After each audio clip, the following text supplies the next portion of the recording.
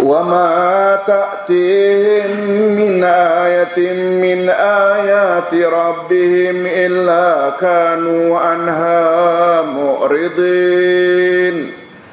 Dan tidak ada suatu ayat pun dari ayat-ayat Tuhan sampai kepada mereka, melainkan mereka selalu berpaling daripadanya. Berpaling dengan makna mendustakan, tak mau percaya. Boleh tak itu dikatakan salah satu sebab mereka tidak dapat hidayah?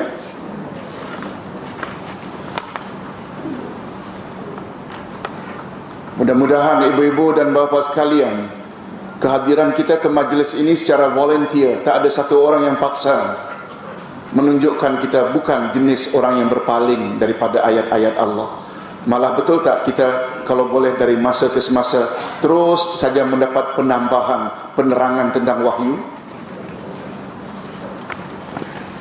Baru ada urut-urut cuti pun banyak yang gelisah. Itu menunjukkan bahawa kita bukan jenis yang berpaling. Kita ingin tahu lebih banyak. Betul tak? Ini memmakna kita bukan punya sikap macam mereka. Imam Ibnu Katsir berkata, Allah Subhanahu wa ta'ala mengisahkan dalam ayat ini tentang kedegilan dan kesombongan orang-orang musyrikin, bahawa setiap datang kepada mereka ayat-ayat Allah, maka mereka pasti akan berpaling daripadanya, enggan merenung dengan mendalam, dan tidak mau menghiraukannya. Ayat-ayat di sini dengan maksud bukti-bukti atau tanda-tanda keesaan Allah dan mukjizat yang menunjukkan kebenaran para rasulnya yang mulia. Ingat hadirin dan hadirat, menurut pandangan Ahlus Sunnah wal Jamaah, cara mengenal Allah ada dua. Pertama, mengenal Allah melalui Al-Asma'ul Husna. Apa maknanya? Nama-nama Allah yang baik. Ada berapa jumlahnya? Kaji satu demi satu. Itu pembahasan ilmu akidah. Nak mengenal Allah, kaji nama-nama Allah satu demi satu. InsyaAllah nanti bila dah selesai puak-puak yang selain Ahlus Sunnah ini, kita ingin bahas satu demi satu nama-nama Allah. Al-Jabbar itu apa? Al-Ghafur itu apa? Al-Wasi' itu apa? Ar-Rahman itu apa? Kalau boleh. Mudah-mudahan Allah panjangkan umur kita.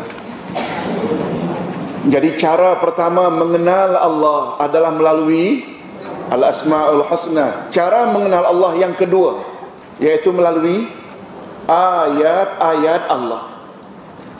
Apa makna ayat? Tanda. Ayatul munafiqi salasun. Tanda orang munafik ada 3. Ayat munafik, tanda munafik ada 3. Bila bercakap suka bohong, bila berjanji suka mungkir, bila diberi amanah suka khianat. Itu tanda-tanda munafikin.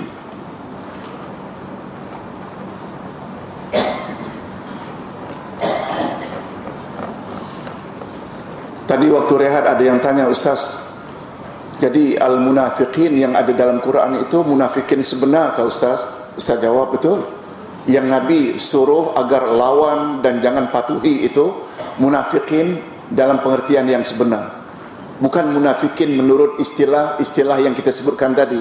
Bila orang itu buat satu dosa, dia adalah munafikin, dia lebih berbahaya dari orang munafik, dari orang kafir. Itu definisi ulama. Tapi kalau munafikin yang dalam Al-Quran, yang Nabi disuruh jangan patuhi, jangan hiraukan gangguan mereka, itu termasuk tak munafikin yang sebenar? Yes, sebab itu datang dari Allah Azza wa Jalla. Hadirin dan hadirat rahimakumullah. Sekali lagi, cara kedua mengenal Allah adalah melalui apa tadi? Ayat-ayat Allah. Dan ayat-ayat Allah pula terbagi 2. Ada namanya ayat Qur'aniyah dan ada namanya ayat Kauniyah. Nanti kita akan jelaskan insya-Allah makna 2 jenis ayat itu. Imam Al-Qurtubi berkata, huruf min pada ayat min ayatin membawa makna listighraqil jinsi, untuk menyatakan segala jenis. Sedangkan huruf min kedua pada ayat min ayati rabbihim membawa makna litaba'id, untuk menyatakan sebahagian. Jadi maksudnya sikap orang-orang musyrikin, mana-mana ayat yang datang pada mereka, segala jenis ayat yang datang pada mereka daripada ayat-ayat Allah, tidak ada satu jenis pun ayat Allah, sama ada ayat Qur'aniyah, iaitu ayat Quran, atau ayat kauniyah, tanda-tanda kebesaran dan kekuasaan Allah di alam ini, termasuk juga mukjizat, melainkan mereka tetap sahaja berpaling. Ustaz jelaskan sedikit di sini. Maknanya orang-orang musyrikin, bila datang ayat Allah pada mereka, mereka ambil separuh, mereka tolak separuh, atau mereka tolak semua?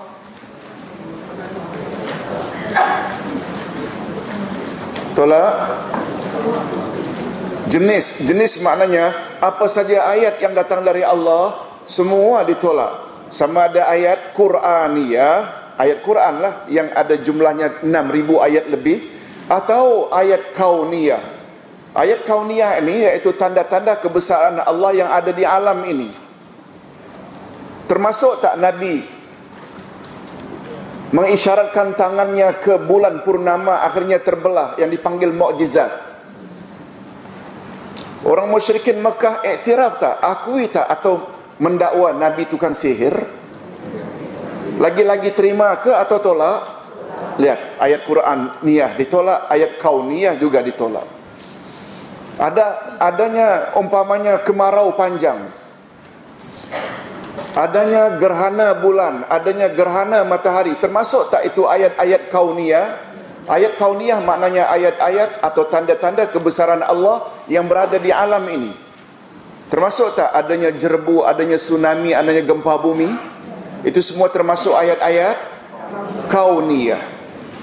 Termasuk siang dan malam. Itu sebabnya ayat yang kita disuruh baca bila bangun malam sebelum tahajud, ayat 190 Ali Imran hingga 200. Inna fi khalqis samawati wal ardi wa ikhtilafil laili wan nahar la ayatil li ulil albab. Sesungguhnya pergantian siang dan malam, kejadian langit dan bumi adalah tanda-tanda kebesaran Allah bagi orang yang mau berfikir. La ayatin. Jadi ada siang, ada malam, ada bumi, ada langit. Termasuk tak itu ayat-ayat Allah, ayat Qur'aniyah atau ayat kauniyah? Kauniyah. Bagi orang yang mau berfikir, oh kalau adanya macam ini, langit, bumi, bintang, bulan, siang, malam, tentu ada yang menciptakannya. Itu yang mau berfikir, dipanggil dengan ulil albab. Adapun musyrikin Mekah ini, apa saja ayat-ayat Allah yang datang, semua ditolak. Itu sebabnya min pertama itu mengandung min listighraqil jinsi, untuk mencakupi seluruh jenis. Dan karena ayat-ayat Allah tak semuanya sampai kepada mereka, itu sebabnya yang bahagian kedua itu dikatakan sebahagian. Jadi ringkasnya macam pemahaman tadi, tidak ada satu jenis pun ayat Allah, sama ada ayat Qur'aniyah